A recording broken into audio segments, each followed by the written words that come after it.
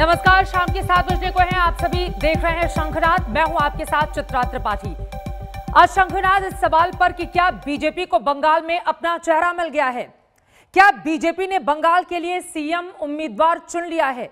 यह सवाल इसलिए उठे क्योंकि आरएसएस प्रमुख मोहन भागवत ने 80 के दशक के सुपरस्टार, बेहतरीन डांसर और शानदार अदाकार मिथुन चक्रवर्ती से खुद उनके घर जाकर मुलाकात की है।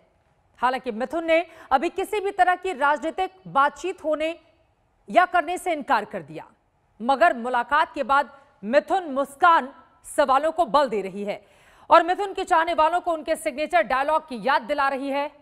कोई शक? वहाँ पे सीएम उम्मीदवार भी हो सकते हैं, ऐसा भी कहा जा रहा है। अच्छा, नमस्कार। पता नहीं मिथुन चक्रवर्ती बंगाल में बीजेपी का चेहरा बनेंगे या नहीं। पता नहीं मिथुन चक्रवर्ती बंगाल में बीजेपी की ओर से चुनाव लड़ेंगे या नहीं। पता नहीं मिथुन चक्रवर्ती को बीजेपी बंगाल में सीएम पद का उम्मीदवार बनाएगी या नहीं। मगर मिथुन से सीएम पद पर हुए सवाल और सवाल पर मिथुन की मुस्कान कमान बन गई है। इस मुस्कान रूपी कमान से टीएमसी के लिए तीर निकलेगा या नहीं, ये तो बाद की बात है, मगर तुक्का यही है। इस तुक्के को ताकत तब मिल गई जब संघ प्रमुख मोहन भागवत खुद बसंत पंचमी के दिन मिथुन चक्रवर्ती से मिलने उनके मुंबई वाले बंगले पर पहुंच गए। अंदर मुलाकात हुई, क्या बात हुई ये तो वही जाने, लेकिन मोहन भागवत के जाने के बाद जब मिथुन सामने आए तो उनकी मुस्कान बहुत कुछ कह रही थी। पश्चिम बंगाल में अभी चुनाव है, तो ऐसे में बहुत सी अटकलें लगाई जा रही है कि मिथुन था वहाँ पे। अब लगाते रहो, लेकिन अभी इस वक्त कुछ नहीं है। वहाँ पे सीएम उम्मीदवार भी हो सकते हैं, ऐसा भी कहा जा रहा है।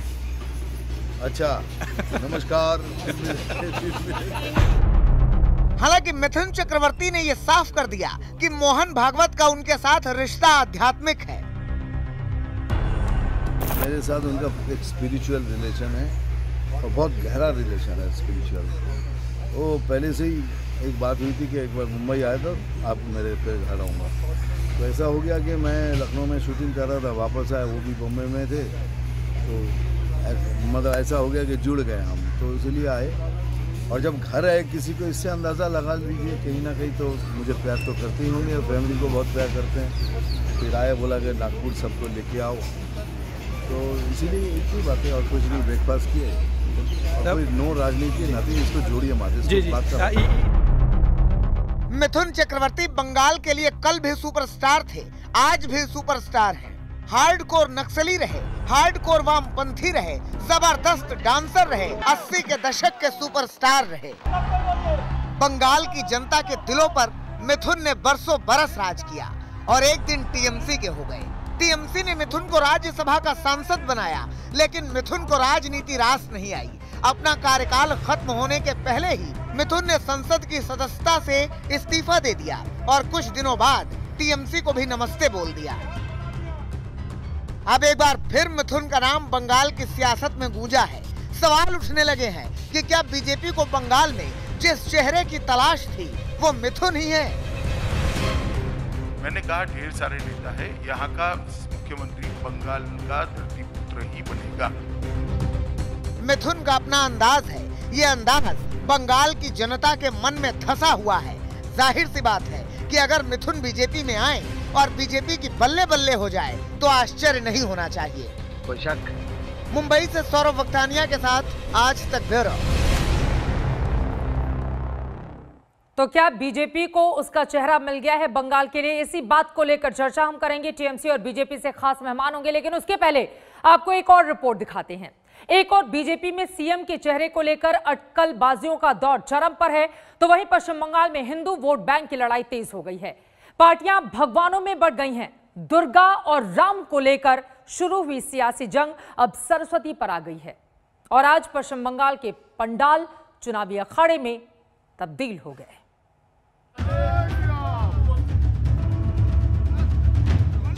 গণধর্ষণের ঘটনা ঘটে, তাদেরকে নারীর ক্ষমতা আমাদের আগামী দিন শিখিয়ে দিল্লি পাঠাতে।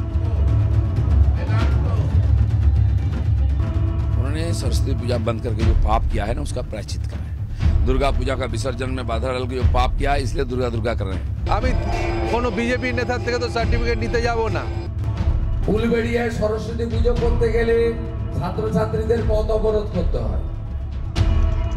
न विकास की बात न ही रोजगार का मुद्दा। पश्चिम बंगाल का चुनावी अखाड़ा अब धर्म युद्ध में तब्दील हो चुका है। जंग अब मेरे भगवान और तेरे भगवान के बीच शुरू हो गई है।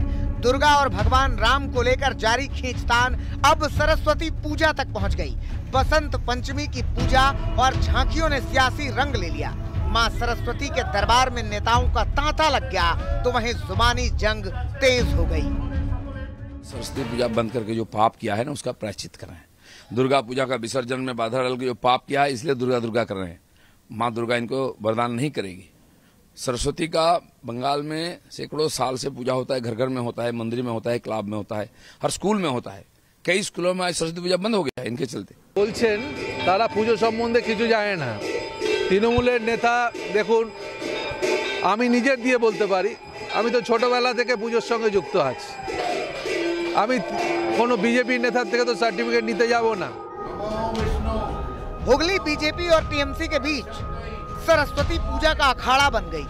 जहां टीएमसी ने बड़े पैमाने पर सरस्वती पूजा का आयोजन किया तो वहीं दूसरी ओर बीजेपी की ओर से शुभेंदु अधिकारी ने मोर्चा संभाला और सरस्वती पूजा को लेकर ममता पर जमकर हमला किया। ফুলবেড়িয়ায় সরস্বতী পুজো করতে গেলে ছাত্রছাত্রীদের পথ অবরোধ করতে হয়। মুর্শিদাবাদের তো এমন এমন বিদ্যালয়ের নাম আমি বলে দিতে পারি যেখানে মাননীয়ার আমলে সরস্বতী পুজো বন্ধ হয়েছে। खुद को सरस्वती का उपासक बताने की टीएमसी और बीजेपी में होड़ मच गई है। वहीं राम और दुर्गा को लेकर खींचतान का दौर जारी है। बंगाल बीजेपी अध्यक्ष दिलीप घोष ने दुर्गा को लेकर विवादित बयान दिया तो टीएमसी सड़कों पर आ गई। ममता बनर्जी के भतीजे अभिषेक बनर्जी ने इसे महिलाओं के अपमान से जोड़ दिया। লজ্জা হয় না যারা নারীদের সম্মান দেয় না, যারা নারীদের লাঞ্ছিত, বঞ্চিত, নিপীড়িত, অত্যাচারিত, শোষিত করে রাখে, যাদের রাজ্যে উত্তরপ্রদেশের মতো উন্নাও এবং হাতরাসের মতো গণধর্ষণের ঘটনা ঘটে, তাদেরকে নারীর ক্ষমতা আমাদের আগামী দিন শিখিয়ে দিল্লি পাঠাতে। अमित शाह ने पश्चिम बंगाल में टीएमसी पर राम विरोधी होने का आरोप लगाया तो दीदी ने भी हिंदू धर्म पर बहस करने का चैलेंज दे दिया।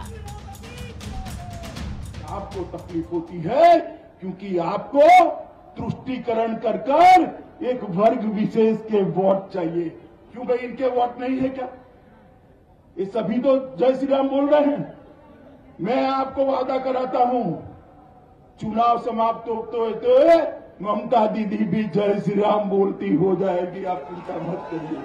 नारे लगे जय श्री राम के आपने नहीं वो नारा नहीं, और कुछ नारा था। आप वो एक ही को पकड़ा लेकिन और कुछ था। एक पॉलिटिशियन के पक्ष पॉलिटिशियन का नाम पे बहुत सारे नारा था। नेताजी सुभाष चंद्र बोस का प्रोग्राम में कोई पॉलिटिशियन का उसका जन्म दिवस जब हो रहा था तो उसको पॉलिटिकल नारा नहीं होना चाहिए था। हिंदू मुसलमान वोट बैंक की सियासत के बाद अब पश्चिम बंगाल की राजनीति की सुई हिंदू वोट बैंक पर आकर अटक गई है, जहां अब भगवानों को बांटने का सिलसिला शुरू हो गया है। जय श्री राम और जय माता दी की हुंकार के साथ नेता और पार्टी चुनावी अखाड़े में जंग के लिए उतर गए हैं। सबसे बड़ी बात है जो अपीजमेंट की राजनीति चल रही है, जो अपीजमेंट के आरोप लगे हैं, तुष्टीकरण के आरोप ममता बनर्जी पर लगे हैं कि सरस्वती पूजा वो नहीं करने देती हैं, दुर्गा पूजा वो नहीं करने देती हैं, तो उसका ये जवाब इस बार तृणमूल कांग्रेस ऐसे दे रही है कि खुद तृणमूल के नेता इस बार सरस्वती पूजा में लगे हुए हैं। कैमरामैन प्रवीर विश्वास के साथ अनुपम मिश्र, आज तक, कोलकाता। तो शुद्ध राजनीतिक लड़ाई अब भगवान के बंटवारे पर आई। पश्चिम बंगाल की राजनीति दोनों ही पार्टियों की इसी तर्ज पर आगे बढ़ी है और इसी पर चर्चा करने के लिए दो खास मेहमान इस वक्त शंखनाद का हिस्सा बन चुके हैं। हमारे साथ अर्जुन सिंह जो कि भारतीय जनता पार्टी के सांसद हैं वो मौजूद हैं और साथ ही हमारे साथ टीएमसी की प्रवक्ता जितेंद्र तिवारी जुड़ चुके हैं। लेकिन सबसे पहले शुरुआत अर्जुन सिंह आपसे ही करते हुए, एक तो लड़ाई जो पश्चिम बंगाल में चल रही है भगवान के नाम पर कि हमारे राम और उनकी दुर्गा, वहीं दूसरी तरफ ऐसा लग रहा है कि मुख्यमंत्री का चेहरा जो ढूंढने की कोशिश लगातार बीजेपी की ओर से की जा रही थी, मुंबई में वो तलाश पूरी होती दिख रही है। क्या है टिप्पणी इस पर आपकी? देखिए, भारतीय जनता पार्टी पश्चिम बंगाल नहीं पूरे भारतवर्ष में राम और दुर्गा की बात हम नहीं करते हैं। हमारे लिए हमारे जितने भी आराध्य हैं, हमारे देवी देवता हैं, सबका हम सम्मान करते हैं, सबका हम पूजा करते हैं। लेकिन बंगाल के अंदर आते ही बंगाल में की जो शासक व्यवस्था है, शासन व्यवस्था है आज की, इनको आज वोट सामने आया है तो इनको माँ दुर्गा याद आ रही हैं। यही ममता बनर्जी दुर्गा पूजा का विसर्जन नहीं होने देती थी। धूलागढ़ में सरस्वती पूजा के चलते दंगा हुआ था, सरस्वती पूजा नहीं करने दिया जाएगा इसलिए दंगा कराया गया था। और ये उसमें भगवान का बंटवारा क्यों किया गया है, पहले इसका जवाब दीजिए ना अर्जुन सिंह। लिए गए थे मेरे राम उनकी दुर्गा, दुर्गा पर विवादित टिप्पणी कोई बंटवारा अपने प्रदेश बीजेपी अध्यक्ष को सुना है या नहीं सुना है आपने? बात देखिए,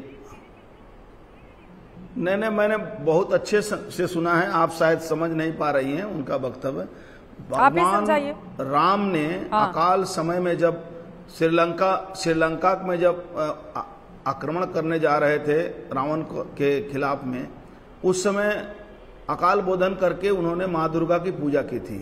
और उसमें आपको पता होगा कि उस समय कमल फूल से उनकी पूजा हुई थी और माँ दुर्गा का से शक्ति मांगा गया था कि हमें शक्ति दो माँ कि हम रावण का वध कर सके, रावण पर। अरे ये सारी चीजें दिलीप घोष को आप समझाइए, दर्शकों की बजाय। अर्जुन सिंह जी, ये बातें आप अपने प्रदेश बीजेपी अध्यक्ष को समझाइए। आप अपनी बात पूरी कीजिएगा क्योंकि बहुत लंबी बातचीत होगी अगर हम भगवान राम पर जाएंगे तो। लेकिन जितेंद्र तिवारी जी, उसके पहले अब आपकी टिप्पणी। बीजेपी ये आरोप लगा रही है कि दरअसल मुस्लिम तुष्टिकरण करते करते जब इनको लगा कि अब तो हार हो जाएगी, सुनिश्चित है, हताशा है, तो सरस्वती पूजा टीएमसी की ओर से शुरू कर दी गई। ऐसा है क्या? देखिए, हमारे लिए ये बहुत दुखद स्थिति है कि हम चुनाव के समय जिन मुद्दों पर चर्चा करनी चाहिए कि ममता बनर्जी ने 5 रुपए में लोगों के लिए भोजन की व्यवस्था की, सबुज साथी साइकिल बच्चों को दिया, कन्याश्री के माध्यम से शादी के लिए रुपया बच्चियों को दे रही हैं, रूपश्री के माध्यम से बच्चियों को शादी के लिए पैसा दिया जा रहा है। जो स्वास्थ्य की समस्याएं हैं उनका समाधान 5 लाख रुपया इंश्योरेंस सारे लोगों को दिया जा रहा है। इन बातों पर चर्चा होनी चाहिए थी। इससे बेहतर उनके पास क्या है, भाजपा के पास क्या है, या भाजपा शासित जो प्रदेश है वहाँ क्या है। 10 सालों तक शासन करने के बाद आपको 5 रुपए में भोजन खिलाने की याद आ गई ना जितेंद्र तिवारी? जी हमारे अब जब लगा कि सत्ता कहीं हाथ से चली ना जाए तो 5 रुपए में भोजन बांटो। देखिए, ऐसा नहीं है, ऐसा नहीं है। हम तो ये क्लेम तो कभी नहीं कर सकते कि हमारे देश से या हमारे राज्य से गरीबी बिल्कुल समाप्त हो चुकी है। हाँ, ये जरूर ये वास्तविकता है कि लोगों के जीवन स्तर में बंगाल में सुधार आया है, लेकिन कुछ लोग तो ऐसे हैं जिनको 5 रुपए में यदि भोजन दिया जाए तो उनके लिए सहूलियत होगी, और गरीबों के लिए ये सरकार प्रतिबद्ध है। नहीं, गरीबों के लिए सरकार प्रतिबद्ध है, ये 10 साल शासन करने के बाद याद आया है आपको? मैं ये सवाल पूछती हूं। देखिए, हम केवल 10 साल से हैं, हमारे पहले 34 साल से जो सरकार थी, उसके बाद केंद्र सरकार की तरह से जिस तरह से असहयोग का वातावरण मिला, हमारा जो ड्यूज था, सरकार का जो ड्यूज था केंद्र सरकार से, उसे जिस ढंग से रोक कर रखा गया, उसके बावजूद जो डेवलपमेंट बंगाल में हुआ है वो काबिले तारीफ है। इंफ्रास्ट्रक्चर वो कह रहे हैं कि बंगाल का जो विकास हुआ है वो काबिले तारीफ है अर्जुन सिंह जी, और 5 रुपए में खाना खिलाया जा रहा है गरीबों को। क्या दिक्कत है फिर इससे बीजेपी को?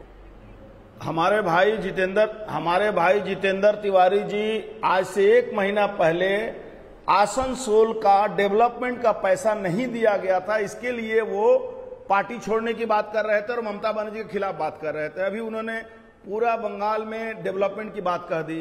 5 रुपया दीदी लास्ट में जब उनका समय जा रहा है, अब उनके जाने का समय आ गया है, तो 5 रुपया में खाना खिलाती हैं।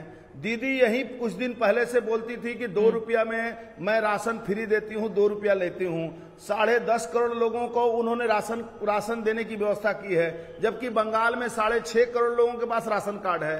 तो दीदी अपनी बात अपने ही झूठ बोलती हैं। दीदी को झूठ बोलने की बीमारी हो गई है। मुख्यमंत्री एक इस तरह से स्टेज पर बैठकर झूठ बोले, डेवलपमेंट की बात करने वाले हमारे तिवारी जी अपने विरोध किए थे, खुद अपने, कि बंगाल में आसनसोल का पैसा नहीं दिया गया डेवलपमेंट का।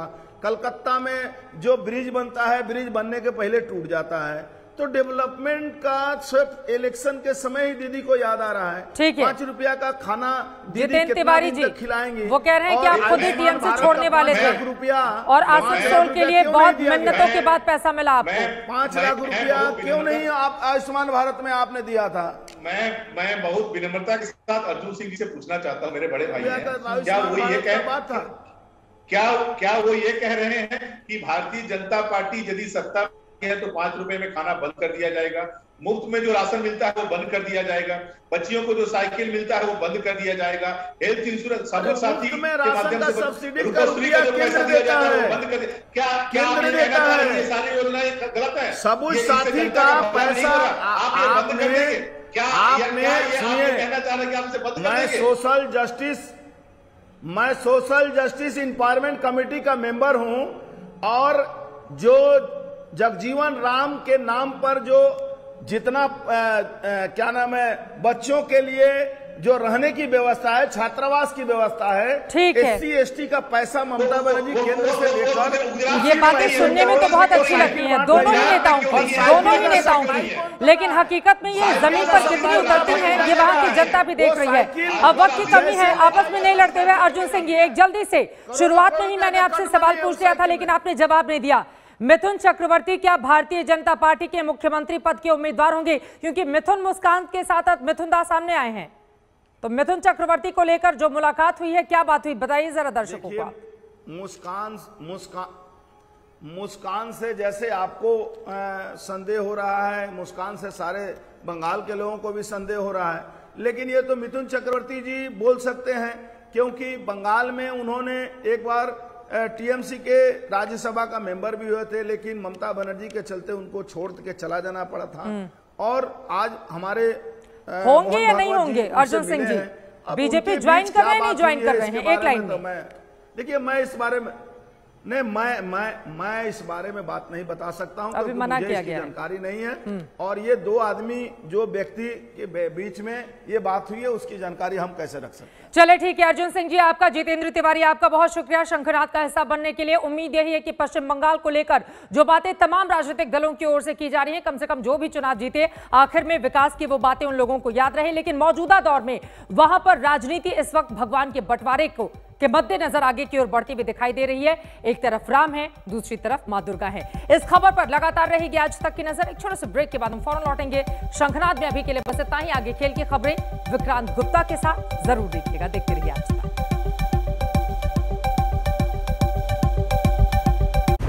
नमस्कार, मैं हूं अंजना ओम कश्यप। हमें उम्मीद है ये वीडियो आपको पसंद आया होगा। लेटेस्ट खबरों के लिए यूं ही देखते रहिए आज तक और इस वीडियो के पसंद आने पर लाइक, शेयर एंड सब्सक्राइब करना ना भूलें।